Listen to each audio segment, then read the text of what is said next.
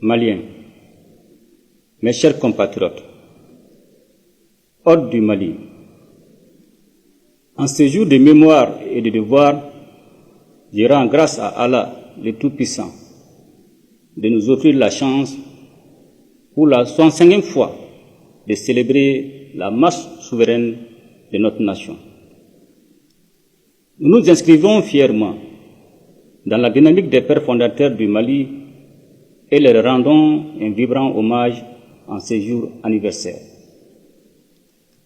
Les idéaux qu'ils ont toujours défendus et qui demeurent des réalités de notre temps continueront de nous servir de boussole.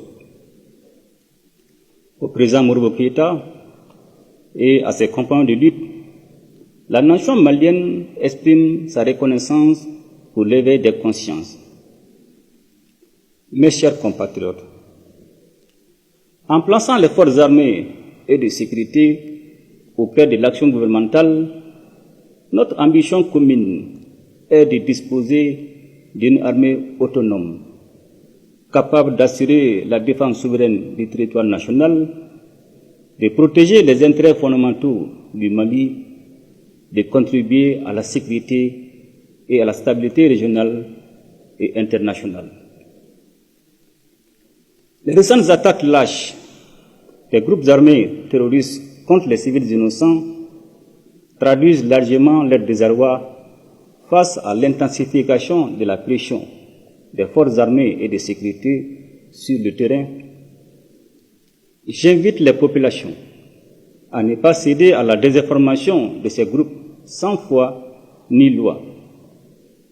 Nous devons plus que jamais rester unis et solidaires face à l'illusion des imposteurs et de leurs sponsors étatiques.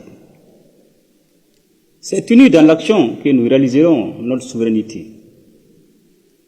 De 2020 à nos jours, de nombreuses initiatives pour le renforcement et le rayonnement des forces armées et de sécurité ont été prises à travers le plan Dukukoloko, élaboré en 2024. Nous avons pu davantage restaurer l'autorité de l'État et réaffirmer notre souveraineté sur toute l'étendue du territoire national.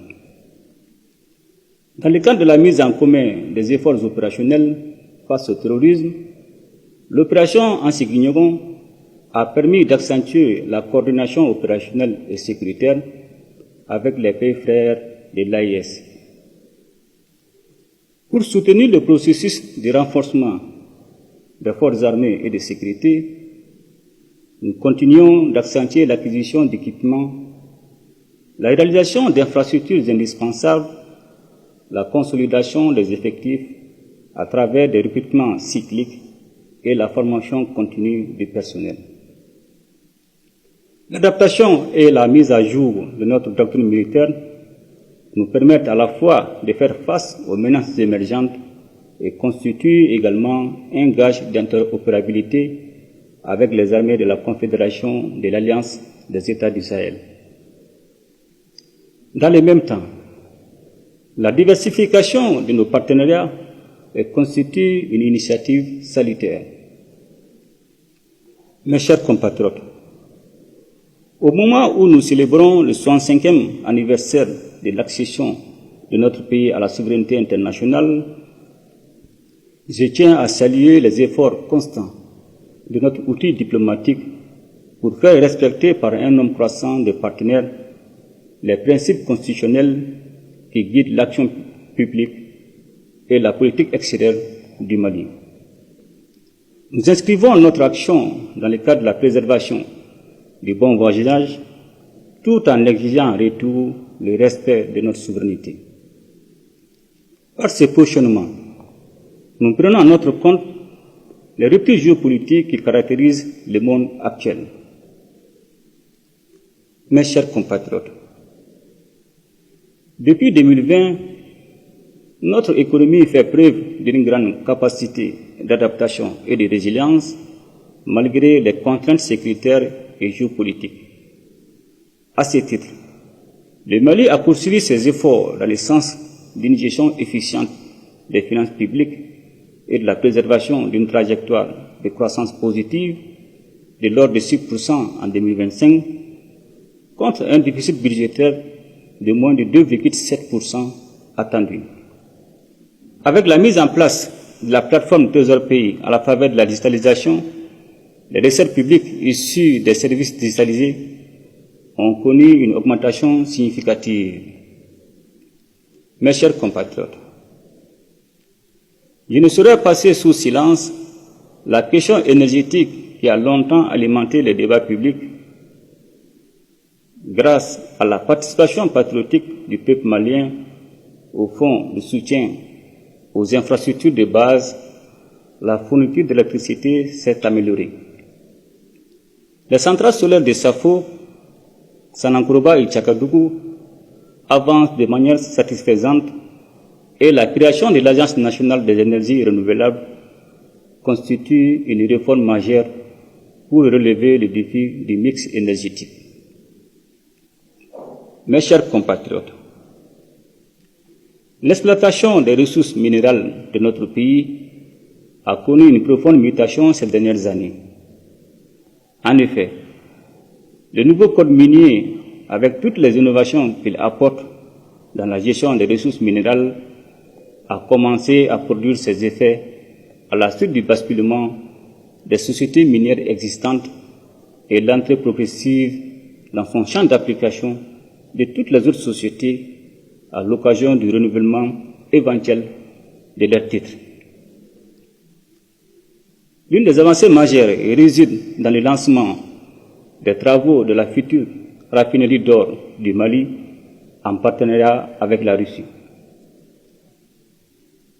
Dans le cadre de la stratégie nationale pour l'émergence et le développement durable 2024-2033, les réformes se poursuivent pour améliorer le climat des affaires et accélérer la digitalisation. Mes chers compatriotes,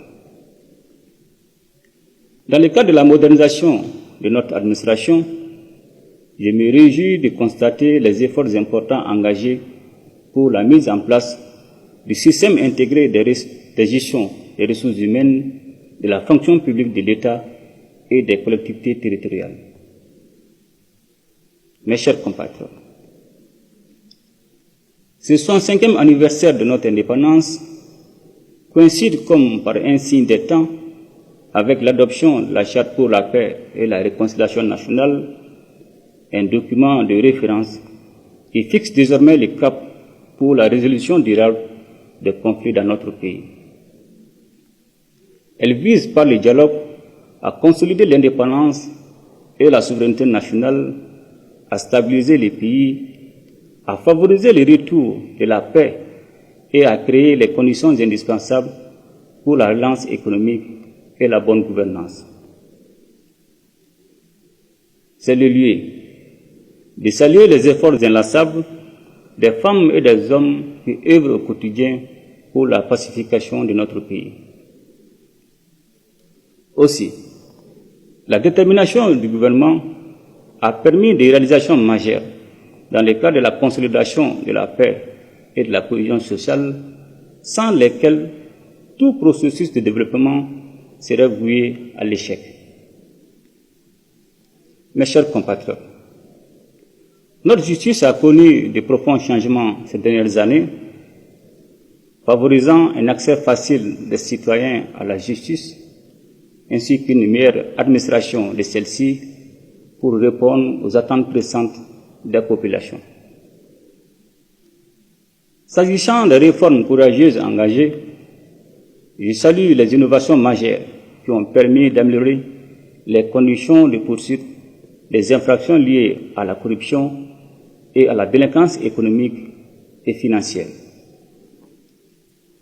Face à la persistance et à la gravité des litiges fonciers dans notre pays, il est prévu très prochainement la création d'un pôle national chargé du foncier. Mes chers compatriotes, dans le cadre de la refondation de notre système de santé, les États généraux de la santé se sont tenus en décembre 2024. Un plan décennal a été établi pour la prise en compte des grandes recommandations faites à cette occasion. Une plus grande attention sera accordée à l'accessibilité des services de santé à la population, au renforcement des capacités des ressources humaines, à la solidarité et à la lutte contre l'exclusion. Ainsi, pour améliorer la distribution des services de santé, les centres de santé de référence de cet arrondissement de Bamako seront érigés en hôpitaux de district. De nouveaux hôpitaux de district seront réalisés à Bla et à Kangaba. Ces nouveaux hôpitaux de district verront le jour dans les régions de San, Kuchala, Bukuni, Djoila, Nyoro, Bajangara et Koulikoro. À ces infrastructures s'ajoutent d'autres hôpitaux régionaux pour renforcer notre dispositif sanitaire. Mes chers compatriotes, la jeunesse et la promotion de la femme et de la famille sont à l'avant-garde des réformes en cours. Qu'il s'agisse de l'éducation aux valeurs et à la citoyenneté, de l'employabilité ou même de la lutte contre le phénomène de la drogue, le gouvernement ne ménage aucun effort pour créer les conditions d'une participation effective de notre jeunesse et assurer la promotion de la femme et de la famille dans le processus de refondation et de développement. De nombreux centres de formation professionnelle sont en construction à travers le pays et d'autres sont déjà réhabilités, aménagés et équipés. Ces structures modernes, dotées de systèmes autonomes d'énergie, serviront de point d'appui à la jeunesse malienne pour mieux envisager l'avenir. Mes chers compatriotes, au titre de l'enseignement supérieur et de la recherche scientifique, je salue les efforts du gouvernement pour l'amélioration de la gouvernance dans ces secteurs.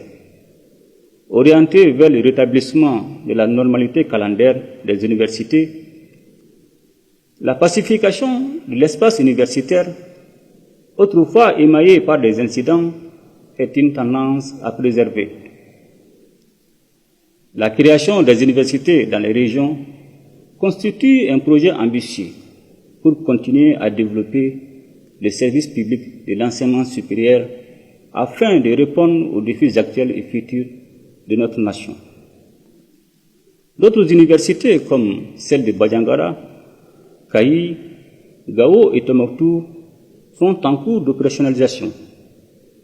Le Centre d'intelligence artificielle et de robotique CIAR Mali, dont les travaux de construction se poursuivent, a déjà inscrit ses premiers apprenants. L'année 2025, déclarée année de la culture, a permis de valoriser notre patrimoine et de soutenir les acteurs culturels, les artisans et les artistes. Dans le domaine de la communication et du numérique, le gouvernement agit pour renforcer les infrastructures, réduire les coûts et sécuriser les télécommunications. Les opérateurs doivent poursuivre l'identification des abonnés pour renforcer la sécurité nationale. À l'endroit des Maliens établis à l'extérieur, un cadre de concertation a été institué pour renforcer l'unité et la solidarité tout en facilitant le dialogue avec le gouvernement. Tout en saluant l'engagement et la résilience du peuple malien aux côtés des autorités de la transition à cette phase décisive de notre histoire commune, je souhaite à toutes et à tous une bonne et heureuse fête de l'indépendance. Ensemble, nous ferons le Mali Koura, qu'Allah bénisse le Mali et protège les Maliens. Je vous remercie.